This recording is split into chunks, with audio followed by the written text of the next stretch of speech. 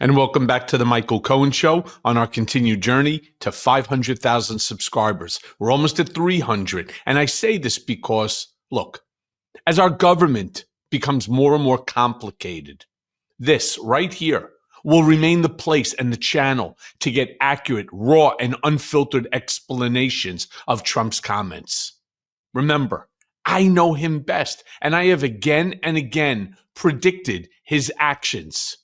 Like yesterday, Elon Musk held a rally in Wisconsin before the state Supreme Court elections on Tuesday. I don't know if you saw this, but you're going to learn a lot right now because this guy shows up with a Wisconsin cheese hat. Yeah, right? Looking as foolish as Elon has ever looked before. This goes beyond the stupidity of dark MAGA. But why was he there? He wasn't there to support Wisconsin or the cheese hat industry. He was there to give away $1 million checks to voters who had signed a petition calling for an end to activist judges. Here's a clip of the exchange. Play it.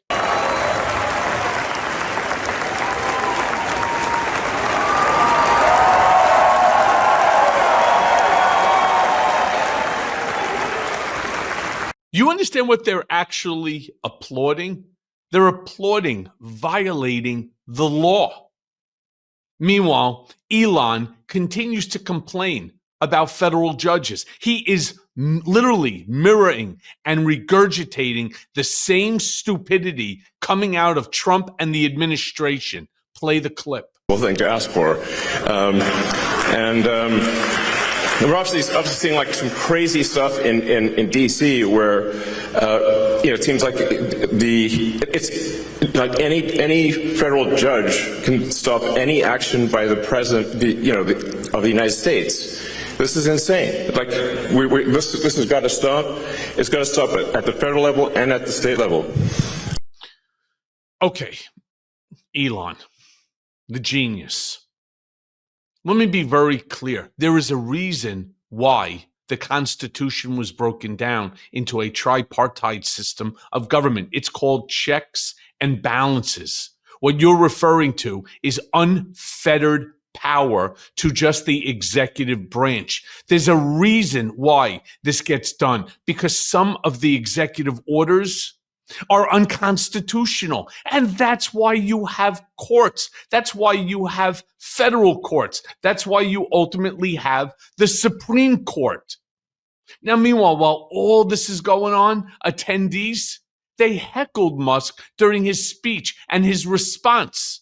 His response, just like Trump's, just like the enablers, went straight to George Soros. It's like George Soros is the only rich Democrat that doesn't agree with what Trump is doing.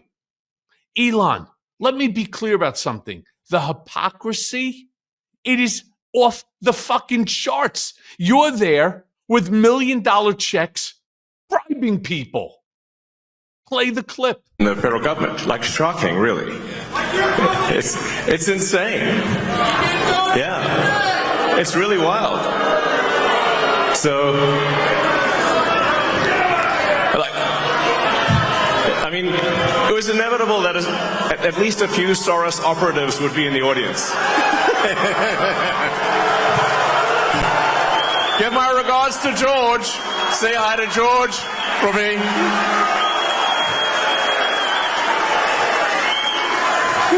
USA, USA, USA, USA.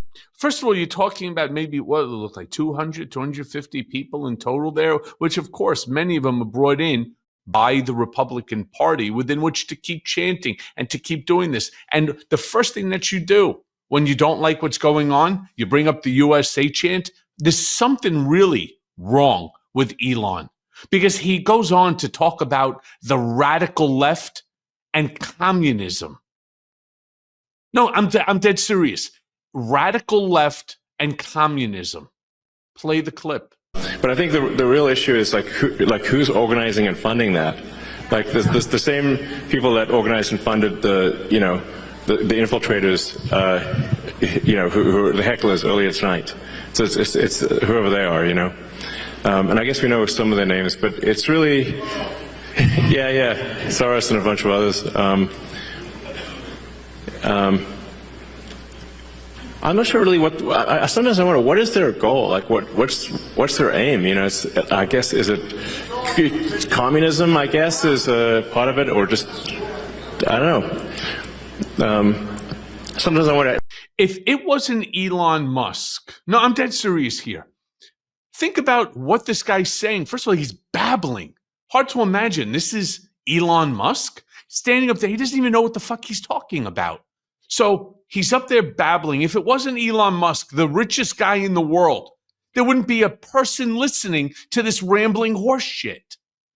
Now, of course, you can't get off Elon Musk without talking about how he is caught up on Tim Walz after he mocked Tesla's stock during an event in Wisconsin last week. And to give you some context, here, let me show you the clip of Tim Walz doing this. Play it. Saying on my phone, I don't know, some of you know this on the iPhone, they've got that little stock app. I added Tesla to it to give me a little boost during the day. 225 and dropping. So, and if you own one, we're not blaming you. You can take dental floss and pull the Tesla thing off, you know, and take out, just telling you. Meanwhile, as of this recording, by the way, Tesla's down $14.29. So I have that same app. Thanks, Tim. Meanwhile, on Friday, Musk continues to complain about Tim Walz during an interview with none other than Fox News' Brett Baier. And of course, he brings it up during his rally again yesterday. Play that clip. It's costing me a lot to be in this job. You know, you had like Tim Walz dancing on stage showing a chart of Tesla stock, which is a really awful thing for him to do. You know, because what they're trying to do is put massive pressure on me and Tesla, I guess, to you know, I don't know, stop doing this. But you know, it's you know, my Tesla stock and the stock of everyone who holds Tesla went roughly in half. I mean, it's a big deal. So not only am I not getting I'm not getting paid, definitely not stealing money, and would never get away with it.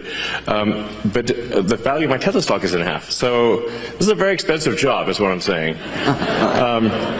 But I think it's you're welcome. Meanwhile, Musk then goes and he's speaking about the radical left again, claiming that he's stealing Social Security. Play the clip. Yeah, this is really worth emphasizing. Because, like, the radical left are saying that, like, somehow we're stealing Social Security. Like, first of all, I don't need the money, okay? In fact, it's costing me a lot to be in this job. Yeah, nobody said that you were stealing it for your pocket. You just intend to cut it for whatever other purpose that you think exists. Calling it, right, the greatest Ponzi scheme ever. Hey, genius, I've been paying into that since I was 21 years of age. It's my money. Musk also goes on, he speaks about the government makeup when the United States was formed. Again, this is like, this guy's all over the place. You can't get from him a cohesive sentence, one that follows the thought train of the previous thought. He starts speaking about government makeup and when the United States was first formed and how much better it was then, right? Why was it better? Because none of the positions that he's mentioning are elected ones.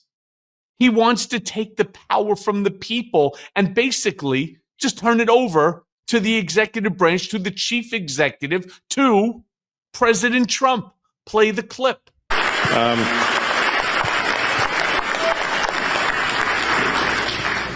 You know, when the United States was formed, there were only you had the Secretary of State, the Secretary of War, which I think is a more accurate name than defense, but it was Secretary of War for a long time. And you had the Secretary of the Treasury, and you had the Attorney General. That was it.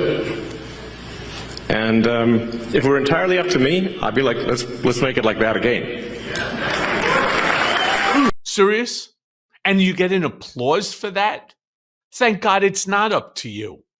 He also goes on to speak about our birth. Like I said, this, whatever the hell you want to call this in Wisconsin, made no sense at all. It was a bunch of rambling garbage, one after the other. He goes on and he's then talking about the birth rate in America being low, as if this is the reason, this is the basis that MAGA is anti-abortion. Play the clip. And I think last year was the lowest birth rate on record. It was very low. And then we're seeing this trend in almost every country on earth. This is worrying, because it's like, well, if something doesn't happen, humanity is going to disappear. So it's, I think, very important to have kids.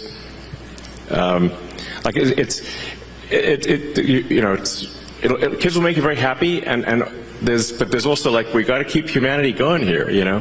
No humans, no humanity. It's Elon practices what he preaches too, by the way. He's having lots of kids. Sorry? You practice what you preach, and yeah, for sure. And he tells all his friends to do it too. I can tell you that for sure. For sure. Yeah.